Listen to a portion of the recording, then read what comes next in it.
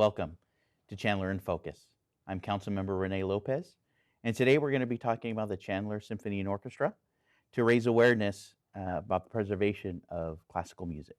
Today, my guests are Pam Hahn, President, and Jack Herriman, the Music Director and Conductor. So first, let's get into your backgrounds. Pam, let's start with you. I've been a musician my entire life. I started playing the harp when I was 10 years old and started with lessons with my mother. And since I was on the East Coast, so I took some lessons with some really fine musicians. And I have always been a harpist. I've never stopped doing that, even though I've done other jobs.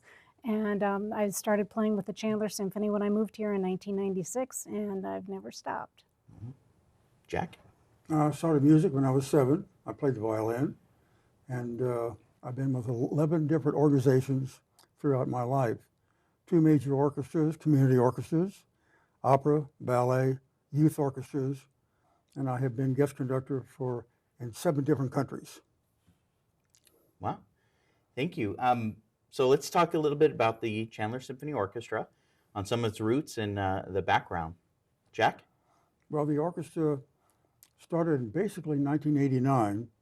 And we were just a very small group rehearsing at Anderson Junior High School. We went to MCC for 1 year, and we started going there, and suddenly they canceled the orchestra because of lack of funds. The bond issue failed at that issue. Several of us said, well, what do we go to Chandler? There's no orchestra in Chandler. So we went down to the music director at Anderson Junior High. He said, come on down with whoever you got. So we took our players down and we started the orchestra then. And we're in what year now? This is 23 or 23rd season. 23 years. Wow, great. That's the background. Thank you. And how many musicians make up the orchestra right now, and what different types of instruments does it compose? Well, we have approximately around 90 musicians. We have strings, the violin, viola, cello, and bass. We have the woodwinds, flute, oboe, clarinet, bassoon, and French horns.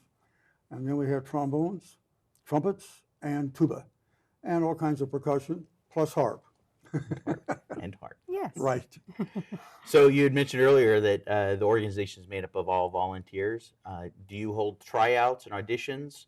And do the members have to try it every year? How does that? No, we actually audition year-round, depending on what openings we have. Right now we have openings for first violin, and I have been able to acquire 6 new first violins. This just happened in the last couple of weeks. So we're looking for more violas, and suddenly we have violas now. We'll have at least 14 violas in our orchestra. So it depends on what we need. If we need a woodwind, then we advertise for a solo woodwind, say flute, whatever, and then we have auditions for that. So what are some, over the past 23 years, what are some of the most memorable performances you've been involved in, Pam? Well, I've been fortunate to play in a concerto with the orchestra, and so I have to say that was one of the most memorable things for me, because as volunteer musicians, we don't get a chance to play that many solos, and so it's a wonderful opportunity to be able to play with my friends, and because all of the musicians are my friends, and so that was a couple of years ago, and I really enjoyed that. Good. And yourself, Jack? Yes, I would say there were 2 concerts. One concert, we played the Sibelius Second Symphony, which was absolutely played marvelously.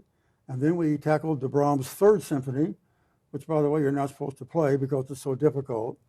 But we were able to handle all those 3 against 4 and 2 against 3, all of the rhythms across the bar line and all this, and all those difficult keys.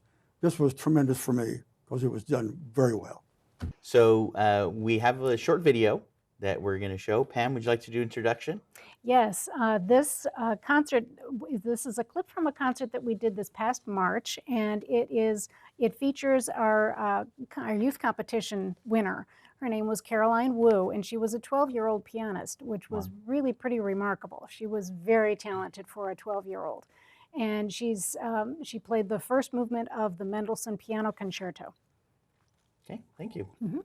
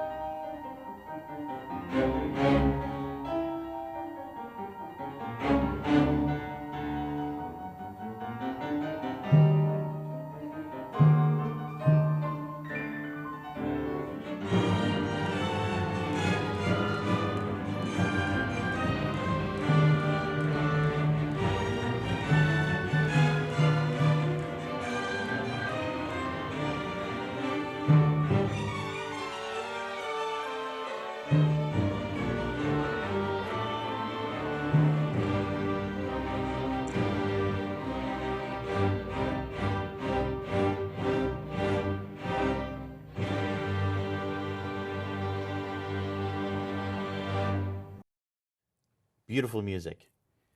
So, how was the music selected for the different concerts and movements? Pam?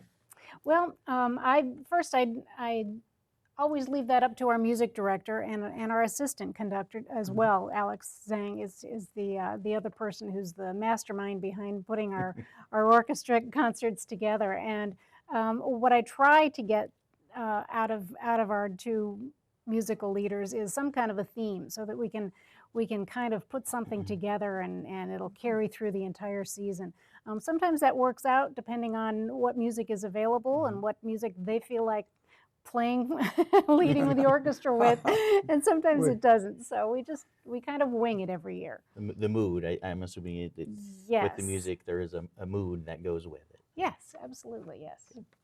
So it's applaudable that the musicians are all volunteers, and the Chandler Symphony Orchestra relies on a lot of generosity from outside donors. So can you explain what some of those donations are used for? We have a lot of operation costs, and even though the Chandler Center for the Arts, where we do most of our concerts, is very generous with giving us part of our space without charge, we still have some rehearsal hall charges. We rehearse in another location, so they charge us a fee for rental. We rent music or we purchase music. So every concert has a cost for that. Every once in a while, we need to bring in some extra musicians because we don't. We have extra places to fill, or people are not available for concerts. So we like to pay them as much as we can. And there are a lot of hidden costs. I think there's salaries. We've got a couple of staff members, and we like to make sure that our orchestra is fed during the concert, so we always have some snacks for them in the green room. And so and it adds up. It truly adds up. And so we're really, really grateful for the donations that we receive. Most of our income is due to individual donations, as well as a very, very generous grant from the city. So you mentioned youth programs a couple of times now. You Yes. mentioned the pianist Competition, yes. So what kind of partnerships or what programs do you have that you involve the youth into the orchestra? Well, the most successful one, I think, has been the youth competition. And we've every other year we have either an all piano competition, or the alternate years we audition students that play all the other instruments except for piano. And it's open from anyone from 7th grade through 12th grade. And they really come from everywhere. They're not necessarily Chandler students.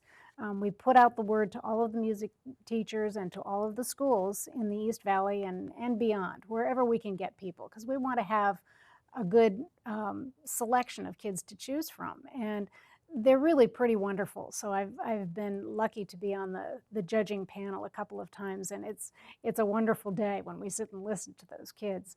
And the other program that we have for students is that if they would like to come to an open rehearsal, then we have a schedule of the last rehearsal before each concert. We invite students to come and sit through half of that rehearsal so that they can see what a professional rehearsal is like. And we ask that they come accompanied by an adult, either a parent or a teacher. And it's really pretty interesting for them to sit and watch and see how the music director relates to the orchestra and to see some of the challenges that the musicians go through. And obviously, because it's the dress rehearsal, then things are going pretty well by then. So it's usually a good experience for them to listen to, as well as for us to present to them. And they get to meet the musicians during the break at the halfway point. And I like the program a lot, and we haven't had a lot of people sign up for it, and I really would like for there to be more participation in that. So for those of you that are just joining us, you're watching Chandler in Focus. I'm Councilmember Rene Lopez, and we're talking about the Chandler Symphony Orchestra. So some of the upcoming events for the fall, my understanding is the schedule's been set. Yes, it has. Yes, let it us know has. what some of the attendees can expect. Okay. Yes. Our first concert is coming up on September 11th, which is an auspicious day, of course. And that's going to be a Friday night at 7:30 at the Chandler Center for the Arts. And that's our annual Pops concert. And this year, the concert is called Purely American. So as you can imagine, all of the music on there is going to be by American composers and around American styles of music and themes. So you'll hear anything from Henry Mancini to Duke Ellington, and from a couple of soloists that are singing Broadway. And we're going to honor the 9/11 holiday, so it's called now, with Samuel Barber's Adagio for Strings, which is a very moving piece of music just for the string part of the orchestra. Victor Hardy is going to be providing a narration throughout the entire program, and so he'll hold everything together, and it will move from one piece to the next, and kind of a walk through musical history, so to speak. And Cindy Petty, who is one of our violin players, is going to be assisting Jack in the conducting of that concert, and she's put that program together. The next concert is going to be on Sunday, October 4th at 3 o'clock, also at the Chandler Center. That one's called Fate Awaits. And that's going to feature our assistant principal violin player, Yunzi Yang, who is going to be performing a concerto, a very short concerto. It's a one-movement piece. And it will also contain Beethoven's Fifth Symphony, which is a very popular one with a lot of people. Yes. If I had a way of describing what this season was, I think I would call the overall theme a concerto sampler, because what we have on this program is in each concert there is going to be a part of a concerto performed by one of the orchestra members, at least one, in each concert, which is very unusual programming, and I think it's going to be very interesting this year. So Yunzi is doing that first one. In the second concert, that's November 11th, also a Sunday at 3 o'clock. That one is called Gypsy Life, and that's kind of got two meanings to me. The one featured on that program featured on that program is a piece by Chavez, which is called Toccata for Percussion Instruments. So our entire percussion section, plus a few people, I think it's like six people. Six players. Yes. Wow. Right. Yeah. So we usually have 3 or 4 in our section, so they're going to have to find some others to help to bang around on some of those percussion instruments. That's going to be a very interesting piece.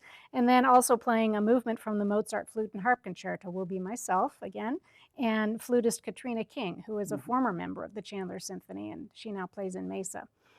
And then the concert will close with the Rachmaninoff Capriccio Bohemienne, which is which is where the gypsy reference comes from. It's a very gypsy-like, kind of a folk tuney sort of a piece. Yes, yes.